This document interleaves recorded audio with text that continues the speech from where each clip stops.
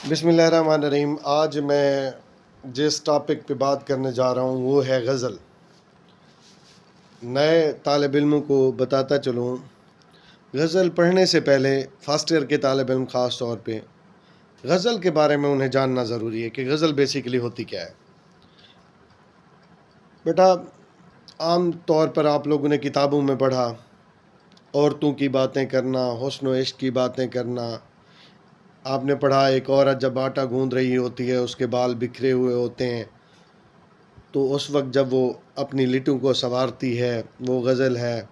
यह एक हिरन जब शिकारियों के चुंगल में फंस जाती है और उसे बचने की उम्मीद नज़र नहीं आती, उस वक्त जो उसकी कराह होती है वो गज़ल होती है। अलमुख्तसर ये कि गज़ल जो है ना, बेसिकली वो दर्द का दूसरा नाम है। नाज ख़यालवी हैं, वो वफ़ात पा गए हैं, हमारे दोस्त थे, वो कहा करते थे, दिल का हर ज़ख्म जवां हो तो गज़ल होती है, दर्द नस नस से रवां हो तो गज़ल होती है। शौक हसरत के शरारों से जिला पाता है, जाने जहाँ दुश्मन जहाँ हो तो गज़ल होती है। यक तरफ़ा मोहब्बत से नहीं कुछ हासिल, उनकी जानिब से भी हाँ हो तो गज़ल होती है। यक तरफ़ा मोहब्बत से नहीं कुछ हासिल, उनकी जानिब से भी हाँ हो तो गज़ल होती है। और दिल में हो शौक़ मुलाकात का तूफ़ान बपा, रस्ते में चना हो तो गज़ल होती है।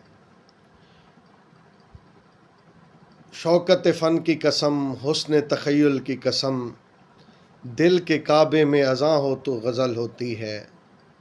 मैं जो उनके ख़दो ख़ाल में खो जाऊं कभी, वो कहें नाज कहाँ हो तो गज़ल होती है।